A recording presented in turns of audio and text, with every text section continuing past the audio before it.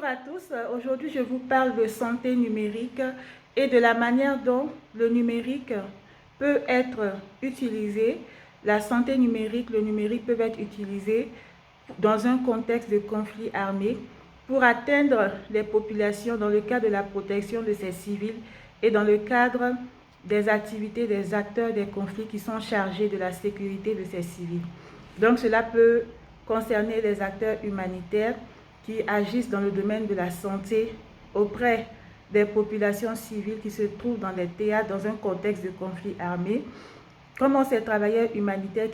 qui agissent dans le domaine de la santé ou alors les acteurs qui interviennent dans le domaine de la sécurité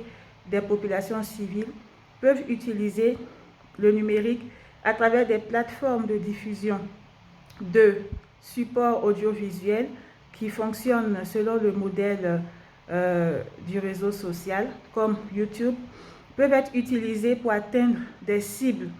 pour obtenir des résultats, pour atteindre des objectifs en termes de campagne de santé, de sensibilisation, d'information aussi, d'éducation et de communication de façon plus générale. Vous savez, les réseaux sociaux ne sont pas que des instruments avec des effets pervers, des effets négatifs. Ils comportent aussi un intérêt qu'on peut exploiter à des fins utiles pour atteindre les populations. Le boom du secteur audiovisuel en 1920 aux États-Unis, où on était en pleine période d'euphorie, de prospérité économique, ce boom a contribué à cet essor économique, a contribué à la prospérité dans ce pays, parce que les gens ont découvert un moyen d'entrer dans le quotidien des populations de leur cible. Certains l'ont utilisé à des fins publicitaires, d'autres l'ont utilisé pour diffuser des messages, pour faire la promotion d'un certain modèle de société. Donc, l'audiovisuel n'est pas forcément un outil ou un instrument de propagande. Il peut aussi servir à la sensibilisation, surtout dans un contexte particulier où il est difficile, dans les contextes de conflit armé, tout est désorganisé. Je vous ai parlé dans ma vidéo passée de la manière dont les conflits armés, surtout en Afrique et même en Asie, dans certains pays qui sont confrontés à des problèmes sécuritaires comme le terrorisme, et en Afrique aussi, où tout est désorganisé, où le système de santé, les programmes du système de santé sont interrompus, les acteurs de santé sont déplacés, ne sont plus présents sur le terrain. Ce sont les travailleurs humanitaires qui interviennent. Voilà pourquoi j'en ai beaucoup voulu aux dirigeants du Sahel et particulièrement du Mali, qui ont chassé les travailleurs humanitaires occidentaux, soi-disant qu'ils n'avaient plus les mêmes convergences au niveau de la vision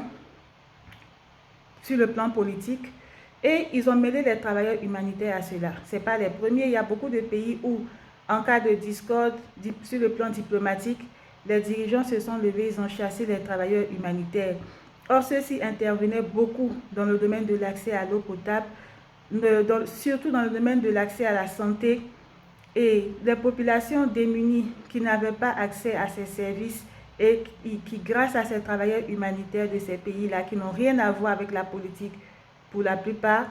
qui intervenaient pour aider les populations démunies sur le terrain, il y a eu un vide. Et l'État n'arrive pas à combler ce vide. Ces populations sont laissées à elles, sont laissées vraiment exposées à ces difficultés, comme l'accès à l'eau potable, l'accès à la santé, etc. Donc, l'humanitaire, c'est un domaine où on intervient dans un contexte d'urgence où les institutions sont détruites, il n'y a même pas d'état de droit, il n'y a pas vraiment, les populations ne sont pas vraiment protégées de la violence, surtout les plus vulnérables comme les femmes et les enfants. Et c'est dans ce contexte, par rapport aux conventions internationales, au droit international humanitaire, que des organismes ou des institutions comme la Croix-Rouge ou même des ONG peuvent intervenir pour apporter ce qui relève des nécessités impérieuses pour les populations civiles afin qu'elles puissent jouir de la dignité humaine. Donc, je reviens à mon sujet. Les travailleurs humanitaires sont très importants dans un contexte de conflit armé, dans un contexte où l'État n'a pas l'État est dépourvu de ses moyens conventionnels d'action pour avoir accès aux populations. Et c'est dans ce cadre que les plateformes de diffusion de supports audiovisuels peuvent servir à sensibiliser, à continuer les campagnes d'information, d'éducation et de communication pour le changement de comportement, afin de prévenir la survenue de d'épidémies qui peuvent être occasionnées par un contexte de dégradation sanitaire. J'ai pris l'exemple du choléra la dernière fois, mais il y a aussi le paludisme dans des contextes où des populations réfugiées se retrouvent du fait de la violence, du fait de conflits armés, se retrouvent dans des installations précaires où l'assainissement est un point très important. En humanitaire, les questions d'assainissement sont très importantes, l'accès à l'eau, mais aussi l'assainissement du milieu, parce que dans ces contextes précaires, dégradés, où on est dans des situations d'urgence, on a la recrudescence de plusieurs maladies comme le choléra que je vous ai cité comme exemple, mais les collections d'eau sale dans un contexte où le développement durable est favorable à la survenue d'inondations qui entraînent l'augmentation du risque de collection d'eau sale qui sont un milieu favorable à la prolifération de vecteurs de certaines maladies comme les vecteurs du paludisme. Voilà, ces collections d'eau sale, ces points d'eau sale là sont favorables à la prolifération de vecteurs de maladies comme le paludisme qui peut faire des ravages dans ces installations précaires où des réfugiés se retrouvent. C'est pour cela que même l'OMS a reconnu que le réchauffement climatique, à travers les inondations qu'il occasionne, est un facteur d'augmentation de la prévalence de certaines maladies qui sont transmises par des vecteurs comme le paludisme, comme la dengue, surtout en Asie du Sud-Est. Là, l'OMS a constaté que le réchauffement climatique est aussi par l'augmentation des températures, augmente la prolifération des vecteurs de certaines maladies, comme la dengue que j'ai citée en Asie. Donc, dans ces contextes, avec tous ces facteurs-là, ces populations qui se retrouvent dans des installations précaires du fait de la violence ou de conflits armés sont exposées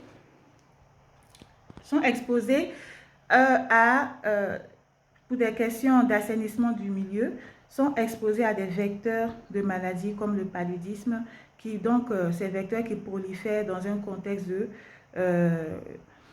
d'exposition à des points d'eau sale, les populations qui sont exposées à ces vecteurs à cause de ces collections d'eau sale-là dans un contexte d'assainissement précaire. Donc, comment on peut utiliser les plateformes numériques du genre YouTube, les plateformes de diffusion de supports audiovisuels pour mener des campagnes de sensibilisation?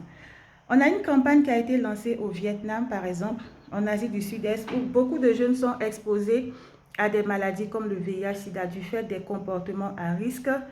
L'ONU-SIDA a lancé une campagne sur les réseaux sociaux pour atteindre les jeunes. Pour vous dire que ces plateformes numériques-là, ces réseaux sociaux de diffusion de vidéos, de supports audiovisuels, sont des outils, on peut dire, non conventionnels, mais qui sont utilisés par des institutions sérieuses pour mener des campagnes et qui atteignent, on va y arriver, leur but, qui arrivent à atteindre leurs objectifs, à atteindre les populations cibles. Parce qu'il faut s'adapter aux habitudes des populations cibles. De nos jours, on n'est plus à l'heure du boom audiovisuel par le canal de la télévision. C'est surtout par Internet, les réseaux sociaux. Et on a constaté que dans un pays comme l'Indonésie, 51% de la population avait recours à Internet pour avoir des informations de santé. Donc, les gens intelligents qui anticipent, les institutions internationales qui s'adaptent aux habitudes des populations cibles qu'elles veulent atteindre pour mener des campagnes de sensibilisation. Parce que quand une population n'a pas l'information, elle ne peut pas savoir quel comportement adopter. Des fois, c'est juste un problème d'information. Et par ce canal-là, ces plateformes qui sont très utilisées par ces jeunes, en diffusant des supports audiovisuels de sensibilisation, on peut atteindre sa cible, atteindre ses objectifs pour des campagnes de sensibilisation, comme cela a été fait au Vietnam, comme cela a été fait au Vietnam par l'ONU-SIDA, comme cela est exploité dans des pays qui ont développé la télémédecine, la santé numérique, comme l'Indonésie, la Malaisie, où les populations donc ont recours à Internet de façon naturelle pour avoir accès à des informations de santé et même pour avoir accès à des services de santé. Donc, comment, par exemple, dans le cadre de la prévention, dans le cadre de la prise en charge du paludisme dans les campagnes de sensibilisation, de prévention, de promotion de la santé, on peut utiliser ces plateformes de diffusion de supports audiovisuels pour atteindre la cible afin qu'elles aient les informations pour éviter de s'exposer à des vecteurs de maladies comme le paludisme dans le cadre de l'assainissement du milieu. Quand j'étais étudiante en médecine, vous savez, mon engagement pour le bien commun ne date pas d'aujourd'hui. C'est vrai que ici je fais la promotion de mon business. Ça, ce sont les contingences du monde dans lequel on vit. Mais avant tout, je suis une femme engagée pour le bien commun qui a mené beaucoup d'actions associatives. Donc, quand j'étais étudiante en médecine en 2007, je vais partager le lien en bas de cette vidéo. J'ai mené des campagnes audiovisuelles en partenariat avec l'OMS de sensibilisation des jeunes sur les thèmes de santé de la reproduction comme le VIH-Sida. Et ce projet-là m'a pris 5 ans parce que j'étais étudiante en médecine et je n'étais pas une spécialiste de l'audiovisuel ni une présentatrice télé, mais j'ai étudié mes cibles à travers, avec d'autres membres de mon association, les habitudes des cibles. J'ai rencontré les acteurs qui étaient impliqués dans ce problème de santé publique, les acteurs qui pouvaient être des intervenants pour avoir un impact positif sur les cibles afin d'obtenir un changement de comportement. Et je mettrai le lien de la vidéo en partenariat avec l'OMS. Nous avons réalisé ces supports audiovisuels, ces capsules vidéo-là de quelques minutes de sensibilisation sur le VIH-Sida qui étaient diffusées dans un contexte bien particulier afin de permettre la sensibilisation des femmes, des jeunes, des populations cibles en général. Donc ça, c'était en 2007 et aujourd'hui, ça fait à peu près plus de 15 ans, mais j'ai continué de façon différente à développer des solutions numériques en lien avec la santé numérique, soit des fichiers numériques ou des supports audiovisuels qui peuvent servir de capsules pour sensibiliser sur des thèmes de santé. Voilà comment dans un contexte de conflit armé, des acteurs, je reviens maintenant au sujet que j'ai abordé au début, des acteurs humanitaires ou les acteurs qui interviennent dans la sécurité, en tout cas dans la protection des civils dans les contextes de conflits armés, peuvent utiliser les plateformes numériques de diffusion de supports audiovisuels comme des vidéos pour sensibiliser les populations sur les comportements à risque qui les exposent dans ces contextes particuliers de conditions sanitaires dégradées où l'état de droit n'est plus présent. Comment utiliser donc les plateformes numériques du genre YouTube ou en partenariat avec ce genre de plateforme de réseau social de diffusion de vidéos de support numérique. Comment utiliser ça en étant aligné avec les habitudes des populations aujourd'hui pour atteindre des cibles, pour maintenir un contact avec les cibles, pour partager des messages, pour obtenir un changement de comportement, pour obtenir aussi un engagement pour des actions en santé ou des actions en lien avec leur protection.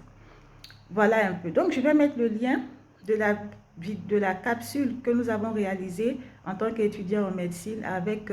l'OMS à Bamako en 2007 pour sensibiliser les jeunes et les femmes sur la santé de la reproduction et le VIH. Et je vais vous parler prochainement de ma deuxième boutique en ligne où je développe des solutions numériques pour les décideurs en santé pour atteindre les populations cibles, pour obtenir un changement de comportement afin de limiter les risques d'exposition à certaines maladies, mais aussi dans un contexte de conflit, dans un contexte de conflit armé, de conditions sécuritaires dégradées, ou même dans un contexte de pandémie, comment on peut utiliser les plateformes de support numérique pour atteindre le maximum de personnes, diffuser des messages, faire de la sensibilisation, partager des informations. Merci et bonne journée.